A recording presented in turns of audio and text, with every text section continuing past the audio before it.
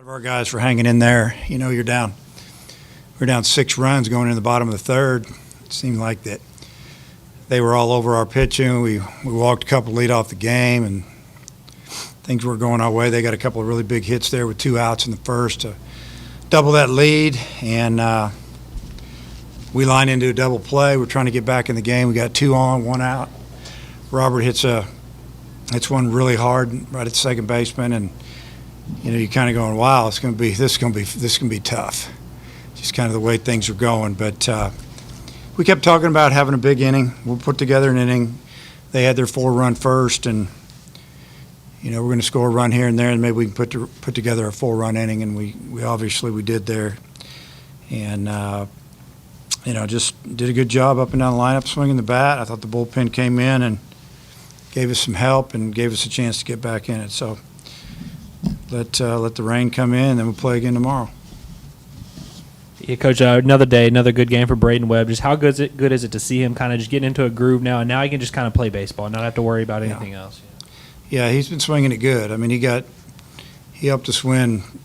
Who knows what would happen in Columbia without a couple of his swings. 2-run homer, you know, big double on Sunday that after a couple guys left the bases loaded, and he came up with 2 outs and drove in 2 that probably ended up winning the game for us. And then, you know, tonight, getting a couple of big hits and then that home run into the wind. I mean, the wind didn't help that at all. It knocked it down. It would have gone a lot farther. It's just good to see him having fun, helping the team, smiling. Good player, and he needs to have success. It seemed like Miller Plyman really kind of settled the game down after Adamiak's rough start. And just kind of what did you see from him, and how good was it to see that? I mean, kind of most he's pitched here. Yeah, I mean, he came in and, you know, worked his slider pretty good, throws a sinker, got us back in the dugout, and, you know, he gave up a run or 2, but he also ate up a couple innings, and that's what we needed. I think he got us maybe 7 outs, something like that, and he just did a really good job. You know, we brought him in early because we thought he's a little more experienced than some of the other guys, and that we needed to go long for us. Obviously, we had some guys that we wanted to get some work tonight, you know, that did, like Taylor and Vermillion, because we didn't really want to throw those guys tomorrow.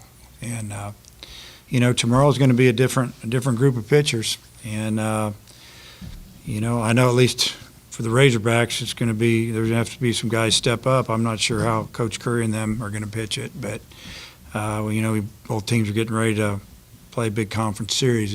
You just got to go out and hope that a pitcher or 2 has a really good outing for you, or you score a lot of runs. Coach, it seems like Kendall Diggs has done a pretty good job of getting on base for you guys this season and had his first career home run tonight. What have you seen from him so far this season? Some pretty good at-bats. You know, usually been getting deep into the counts. I honestly would like to see him swing a little bit more, especially when runners are in scoring position, less than 2 outs.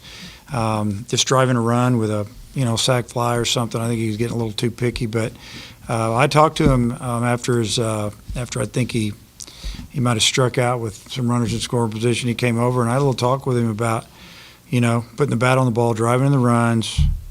You've got to drive in runs, and his next at bat, he drove in 3. It was kind of good to see. But he's done a good job. He's a good hitter. He's got a really good swing. He can run a little bit.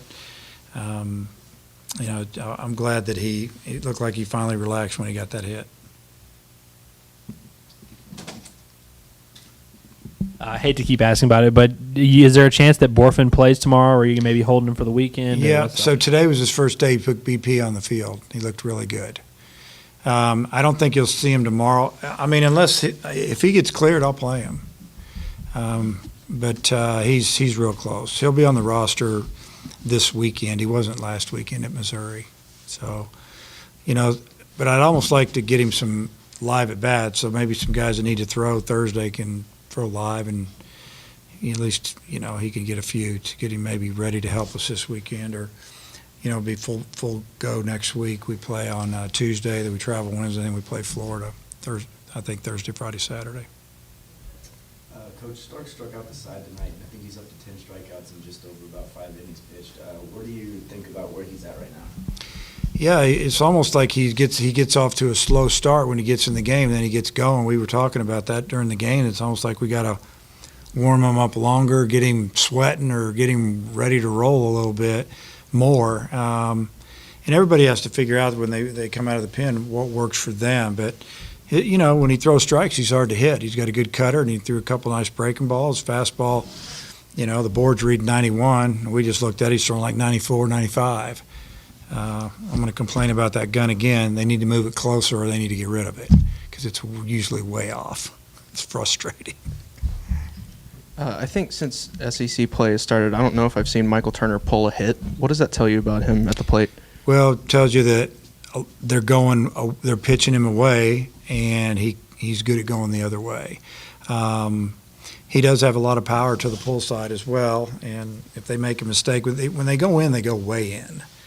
If they miss a little bit, he can do some damage. He'll turn on the ball and hit it out of the park, but he's a good hitter, and it's because he uses the whole field.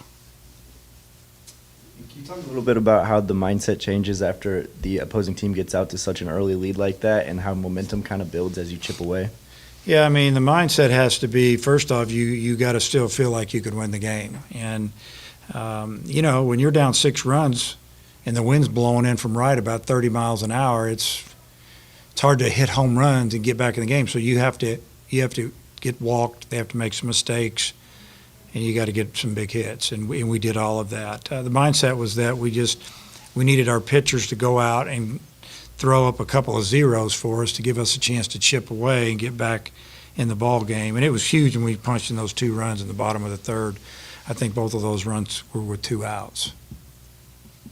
We're finally here. The top teams in college basketball have been determined, and the Final Four is set. Looking to wager on these games or the national championship? Head over to betonline.ag on your desktop or your mobile device and sign up today to receive your 50% welcome bonus on your first deposit. Just use our promo code BLEAV to get started. That's BLEAV. BetOnline remains your number one spot for all your updated odds and info, along with player props and new contests throughout the year. It's the best source for all your sporting wagering needs, including live betting and everyone's favorite Vegas casino and poker games. It's super easy to get started, so join today. Learn why everyone is saying BetOnline is the fastest and easiest way to wager on sports. BetOnline, where the game starts.